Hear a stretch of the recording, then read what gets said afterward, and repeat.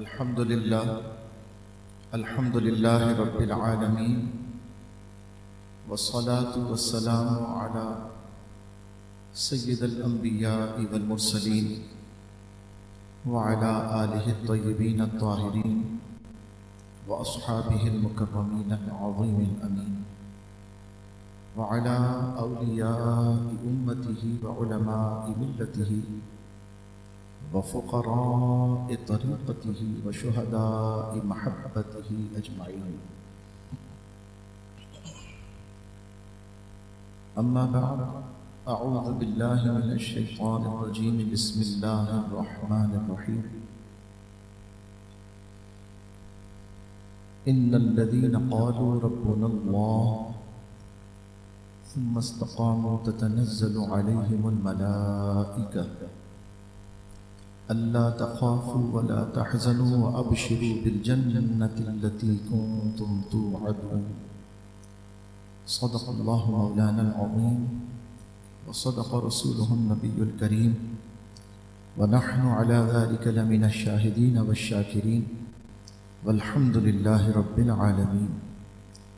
هو الحبيب الذي ترجى شفاعته لكل هول من الأهوال مقتحم.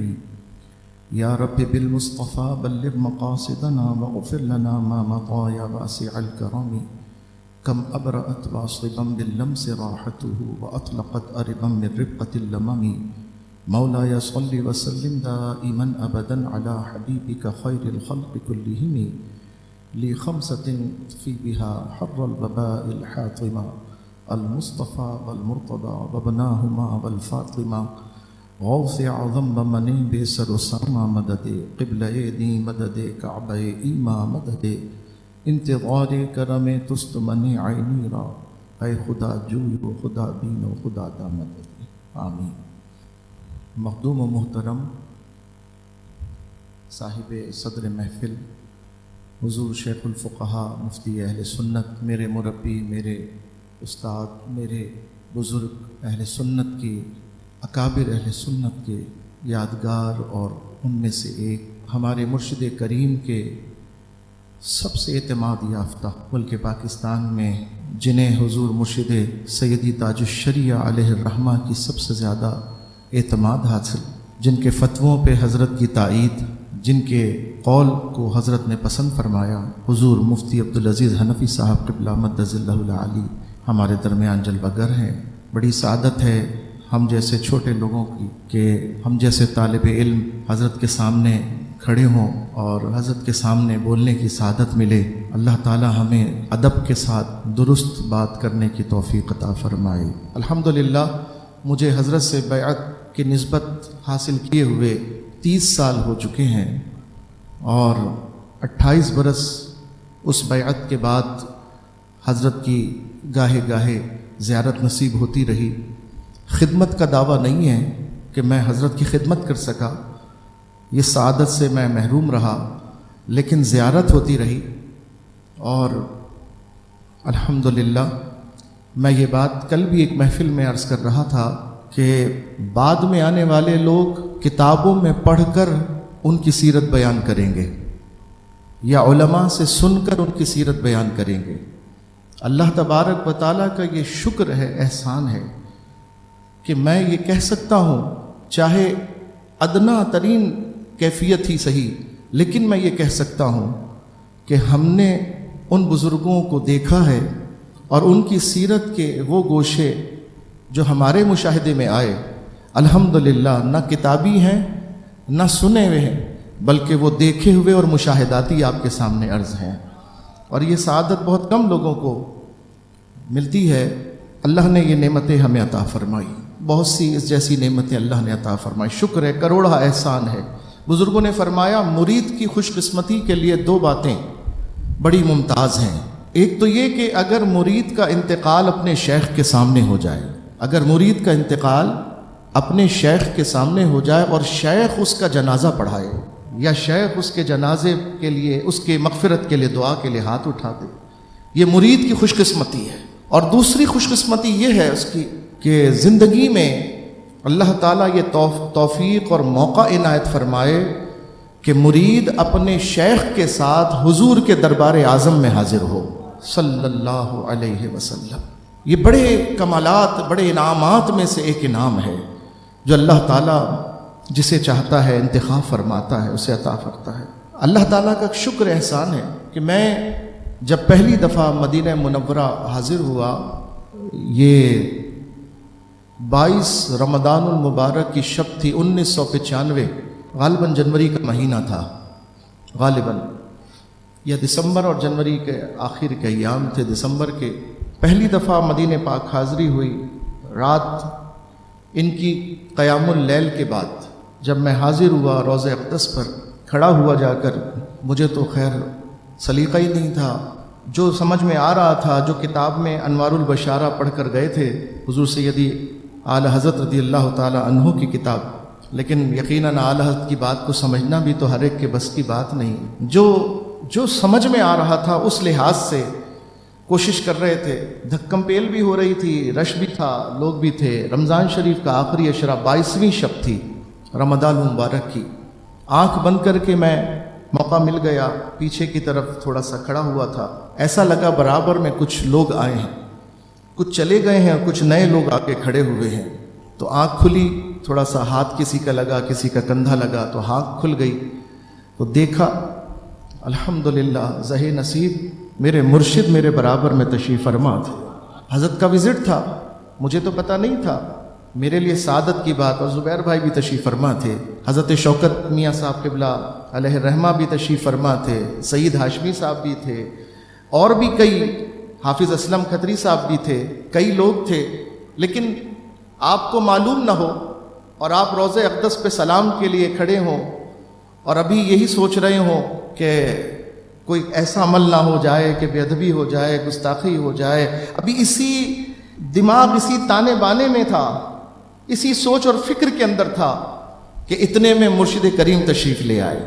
اور جب آپ تشریف فرما ہوئے تو میں قدم پیچھے ہو گیا اور حضرت کے قریب سب لوگ کھڑے تھے، میں بھی ذرا سا لگ کے کھڑا ہو گیا اور یہ میں نے نیت کی، اے اللہ مجھ سے تو پتہ نہیں کتنی غلطیاں ہو گئی ہوں گی، تیرے محبوب کے دربار کے تقدس اور احترام کے اندر میں نہ جانے کتنی غفلتوں سے گزر گیا ہوں گا، مگر مولا یہ تیرے پیارے ہیں، یہ تیرے محبوب ہیں، ان سے زیادہ ادب کس کو آتا ہوگا، انہی سے ہم نے سیکھنا ہے ادب۔ اے مولا جو تیری رحمتیں ان کے اوپر حاضری میں برس رہی ہیں، مجھے بھی ان رحمتوں میں شامل فرما لے، وہ برکتیں مجھے بھی عطا فرما دے۔ الحمدللہ اس وقت سے پھر تو کئی مرتبہ الحمدللہ یہ سعادت ملتی رہی۔ حضرت نے جو 2008، 2009، 2010 میں جو حج فرمائے، الحمدللہ اس میں بھی حضرت کے ساتھ حج کرنے کی سعادت نصیب ہوئی، حضرت کی معیت نصیب ہوئی۔ بہت سی برکتیں ہیں، کیا کیا بتائیں اور کیا نہ بتائیں۔ ایک بات بتا کے میں گفتگو اپنی ختم کرتا ہوں، صرف ایک بات ان میں سے، اور وہ بات یہ ہے کہ میں نے حضرت کو اپنے حجاز مقدس کے قیام کے دوران قرآن کریم یاد کرتے ہوئے دیکھا۔ حضرت نے میری معلومات کے مطابق پہلے قرآن کریم مکمل یاد نہیں فرمایا تھا، حضرت نے اپنی عمر کے آخری ایام میں قرآن کریم مکمل یاد فرمایا، جہاں تک میری معلومات ہے۔ اور میں نے اس کا مشاہدہ یہ کیا کہ جب پہلی دفعہ میں وہاں 2008 میں پہنچا تو حضرت عمرے کے لیے تشریف لائے، ہم بھی اس عقیدت میں، اس شوق میں کہ حضرت کے ساتھ طواف مل جائے گا، احرام باندھ لیا، چلے گئے۔ حضرت کو چونکہ بینائی بھی کمزور ہو چکی تھی، تقریباً ختم ہو گئی تھی، اور حضرت ثقل سماعت کے بھی شکار تھے، یعنی حضرت کی سماعت جو ہے بہت کمزور تھی، سیدھا دائیں طرف سے تو نہیں سماعت ہوتی تھی، بائیں طرف سے سماعت ہوتی تھی، تو جو بات کہنی ہوتی تھی بائیں طرف آ کر جو ہے وہ کہی جاتی تھی۔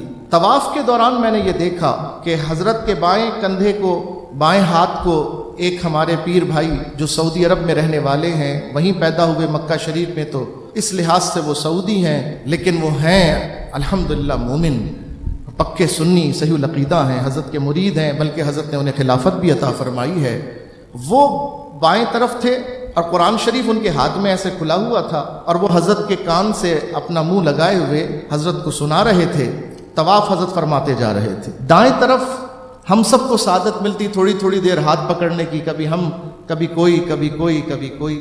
جب 7 چکر مکمل ہو گئے اور میسر آیا مجھے موقع تو میں نے ان کا ہاتھ پکڑا اور ان سے کہا خالد بھائی یہ آپ کیا کر رہے تھے؟ وہ کون سا ورد پڑھ رہے تھے ہمیں بھی بتائیے تاکہ ہم بھی آئندہ جب کریں تو یہی کریں، ہمیں بھی تو وہ بتائیں نا ذرا.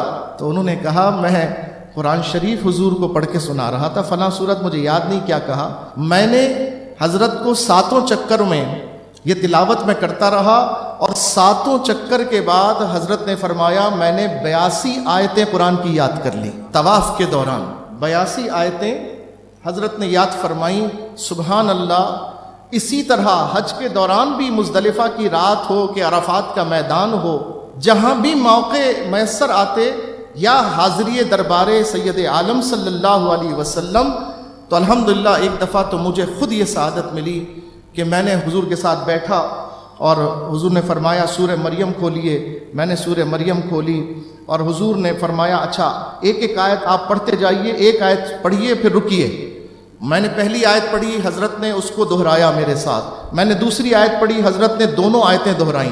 پھر میں نے تیسری آیت پڑھی، حضرت نے تینوں آیتیں دہرائیں. پھر میں نے چوتھی آیت پڑھی، حضرت نے چاروں آیتیں دہرائیں، حتیٰ کہ پوری سورہ مریم اسی طرح آیت با آیت ختم ہو گئی اور حضور نے ایک ہی نشست کے اندر پوری سورہ مریم تلاوت فرمائی. یہ حافظہ اس کا میں عینی شاہد ہوں، اس کا تو میں خود اس میں موجود تھا اور اس میں الحمدللہ یہ سعادت مجھے ملی کہ حضرت نے میرے ساتھ دور کیا اور مجھے یہ سعادت عطا فرمائی. عزیزان گرامی، جب یہ حافظے کی شان حضرت کی ہم دیکھتے ہیں، جب یہ کمال دیکھتے ہیں، تو پھر جب ان کے دادا کی باتیں ہمارے سامنے آتی ہیں، جب ان کے اجداد کے کمال ہمارے سامنے آتے ہیں، تو اب پھر حیرت مقام حیرت نہیں رہتی.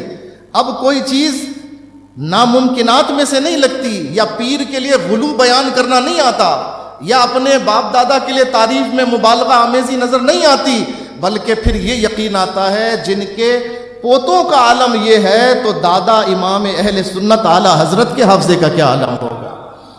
ان کی کیفیات کو دیکھ کر. اور یہ بات میں آخر میں خلاصتاً اس جملے میں عرض کرتا ہوں کہ حضور تاج الشریعہ رحمۃ اللہ تعالی علیہ کی شانوں میں سے ایک شان یہ بھی ہے کہ آپ کے کمالات کو دیکھ کر آپ کے دادا اعلیٰ حضرت کی شان پر لوگوں کو یقین آیا. جو علماء عرب اعلیٰ حضرت رضی اللہ تعالی عنہ کے بارے میں واقف نہ تھے، جب حضور تاج الشریعہ کی صحبت انہیں میسر آئی، جب حضور تاج الشریعہ کے کمالات انہوں نے ملاحظہ کیے، وہ سب یہ کہنے پر مجبور ہو گئے واقعتاً جو ہم نے سنا ہے امام اہل سنت کے بارے میں واقعی وہ حقیقت ہے. تو یہ بڑی شان ہے. اور ایک قول بھی عربی میں مشہور ہے کہ الولد سر ابی، کہ جو بیٹا ہوتا ہے وہ اپنے باپ کا راز ہوتا ہے، یا بیٹے سے باپ کا پتہ چلتا ہے. اللہ اکبر.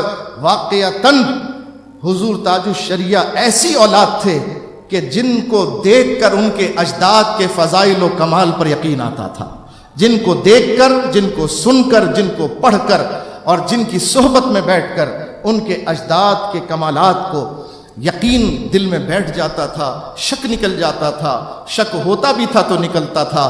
ایسی کئی مثالیں میں دے سکتا ہوں، ایسی کئی باتیں میں بیان کر سکتا ہوں، مگر یقیناً یہ مجھ سے زیادہ حق رکھتے ہیں. جو یہاں پر معزز بیٹھے ہوئے ہیں وہ زیادہ حق رکھتے ہیں، زیادہ اس بات کے مستحق ہیں کہ وہ آپ کو یہ باتیں بتائیں. اللہ تبارک تعالیٰ میرے یہ چند کلمات اپنے مرشد کی شان کے اندر جو مشاہداتی باتیں دیکھی وہ میں نے آپ کے سامنے عرض کر دیں. اللہ ان کی شان کیا ہے یہ تو نہ میں بیان کر سکتا ہوں نہ کوئی بیان کر سکتا. ان کا مقام کیا ہے یہ نہ میں جانتا ہوں نہ کوئی جاننے کا دعویٰ کر سکتا ہے.